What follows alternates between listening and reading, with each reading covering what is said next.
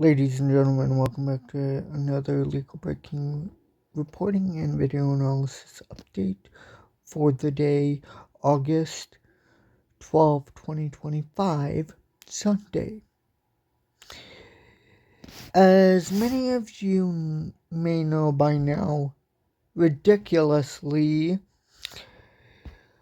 the New York Attorney General, Letitia James, has been ridiculously indicted on trumped up charges in orders from the president. Or is he really a president, ladies and gentlemen, is the question. Because the president does not order people to be indicted.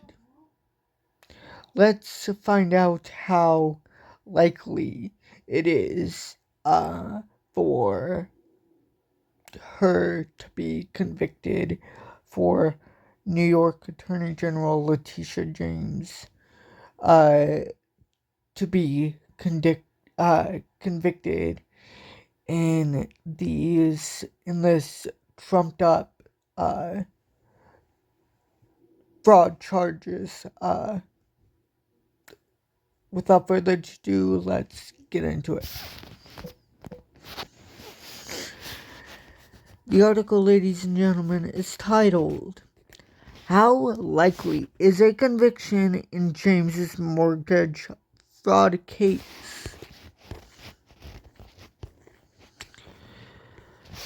And, ladies and gentlemen, the article reads, "Legal and business experts are skeptical that New York Attorney General Letitia James's mortgage fraud indictment will result in a serious penalty or even a conviction. And they question the motivation to charge James, a political opponent of President Donald Trump. Quote, "It's a miscarriage of justice," unquote, said Tamara Lave, a law professor at the University of Miami and a former public defender. Quote, "It's an abuse of power." Trump's recently appointed prosecutor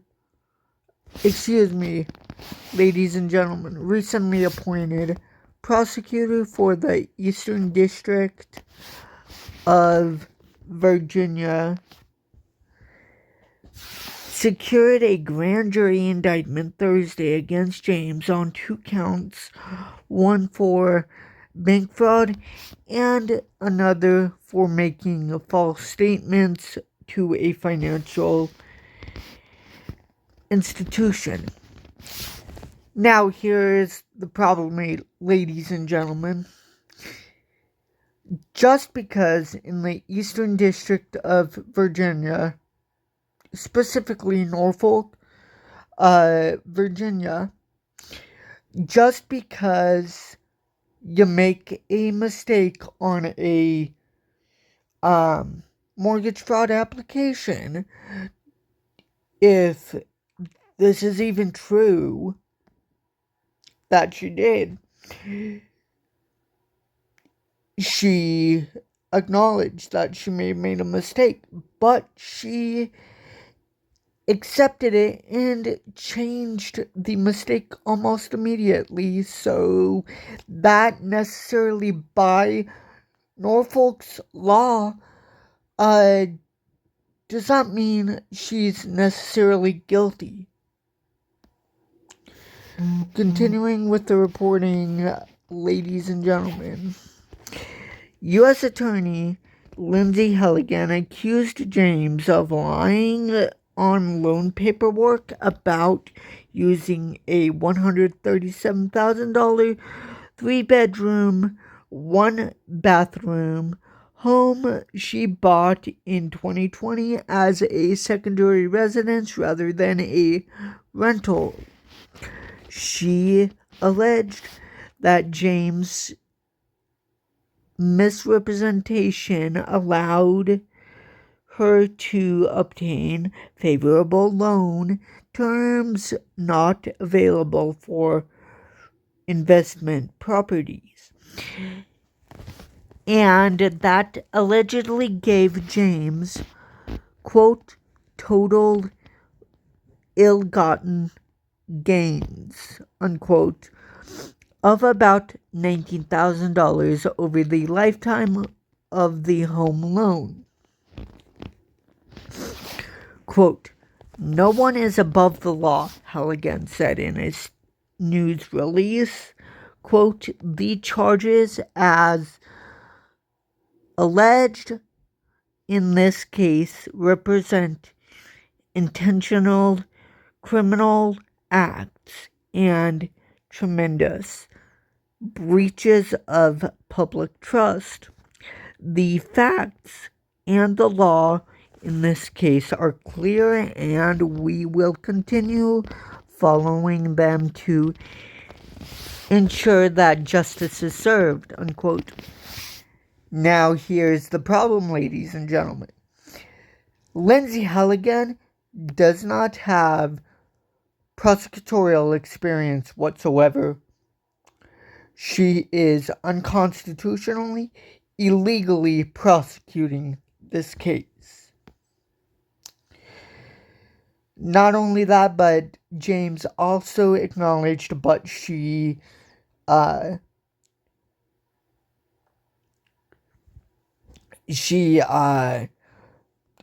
up fixing the mistake so necessarily in the Eastern District of Virginia, more so Norfolk, Virginia. She necessarily is not guilty if she automatically changed it after she noticed the mistake.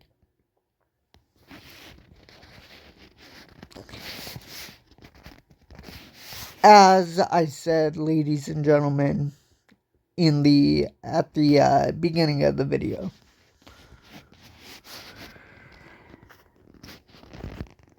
James responded that she'll fight the charges, calling them political retribution carried out by a prosecutor who was, quote, blindly loyal, unquote, to the president.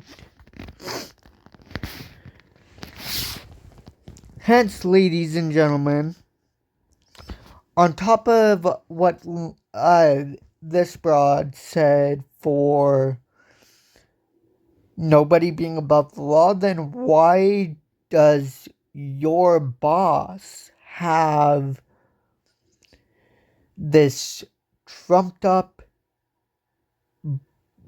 BS immunity that the Supreme Court whipped up out of thin air? It's not even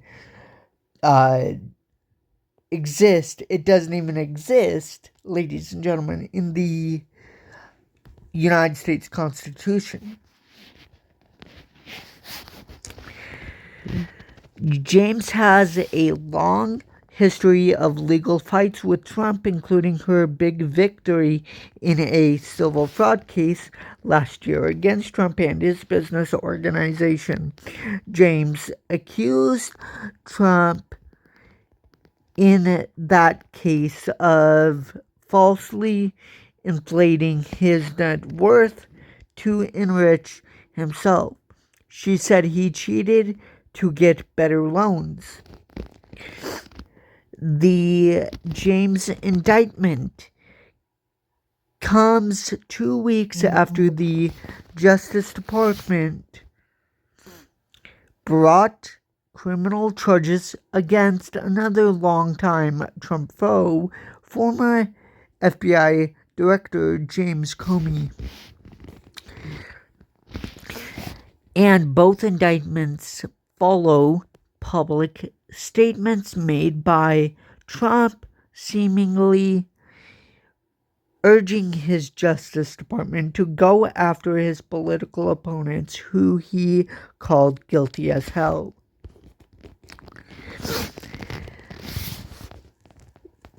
Really, Trump, just because you call them guilty as hell does not mean they're guilty as hell.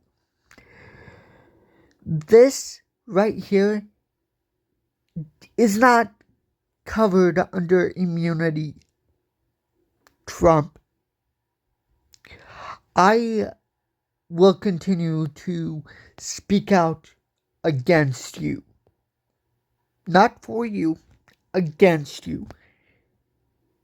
Because you're a piece of shit.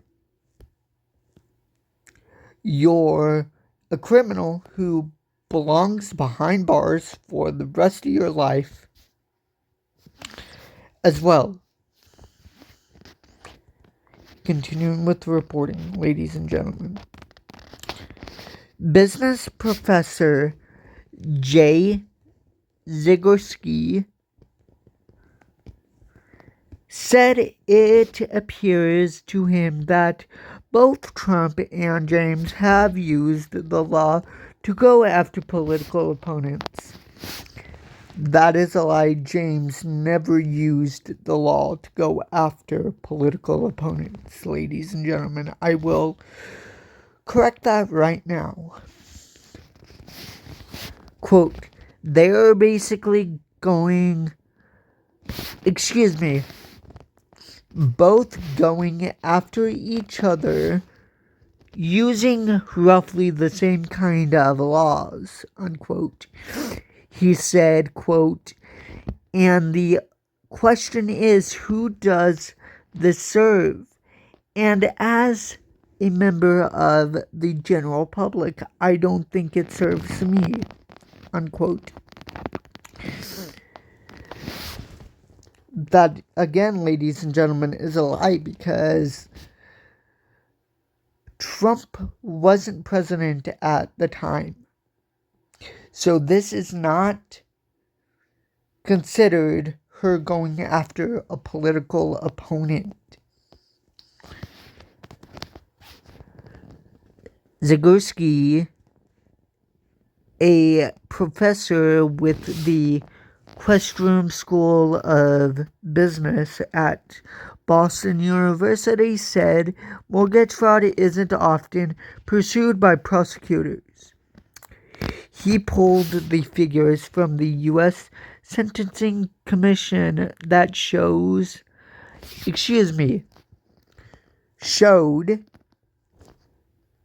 fewer than 3,000 people were convicted of federal mortgage fraud over the last 12 years. At the same time, his search found that almost 100 million new mortgage fraud loans were written to purchase or refinance a home. Just 38 people were sentenced to federal mortgage fraud last year. For federal mortgage fraud. Just 34 convicted the year before that. And he said that punishments for the few who are prosecuted aren't anywhere near the maximum statutory penalties of 30 years in prison and a $1 million fine. Since 2013, 15% of those convicted got no jail time, he found. And the average sentence for people who did get prison time was 21 months. Quote, no one cares except when it's the ability to take down one of your political opponents, unquote, Zagorski said. Lave said federal prosecutors typically have their cases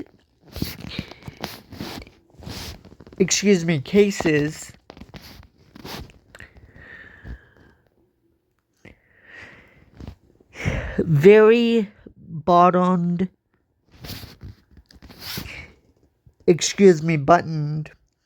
up before pursuing charges with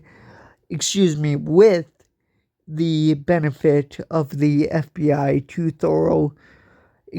thoroughly investigate. Quote, it just doesn't appear that they did that at all here, which is the hallmark of vindictive prosecution, where you're not paying attention to what the merits of the case are, unquote, she said. Quote, you're paying attention to what the person in charge wants, which is what Lindsay Halligan is doing. Lave questioned the merits of the indictment, and she noted that Trump appointee Halligan, who has no prosecutorial experience, was brought in to secure the indictment after the previous U.S. Attorney, Eric Siebert, was pushed out, and career prosecutors in the Eastern District of Virginia reportedly declined to handle the cases. Lave said she's doubtful the James case will result in a conviction. She said both James and Comey, who is accused of making a false statement to Congress and obstruction of a congressional proceeding, appear really to fight their charges. Ready to fight their charges in court if they can't get their cases dismissed as vindictive prosecution. Lave said it's much easier to secure a grand jury indictment than a conviction. A grand jury is not an adversarial hearing, she said. The defense isn't there to put on any witnesses or cross-examine anybody. The standard for an indictment is just probable cause, she said. That's a significantly lower threshold than prosecutors must meet at a criminal trial, during which they must convince a grand jury of the defendant's guilt beyond a reasonable doubt. Which, ladies and gentlemen, isn't what Lindsay Halligan is doing. Lave said the James and Comey cases appear to be pursued for similar reasons, even if the facts in the cases are different. She added that the charges in the James case should be less complicated to either prove or disprove than the charges in the Comey case.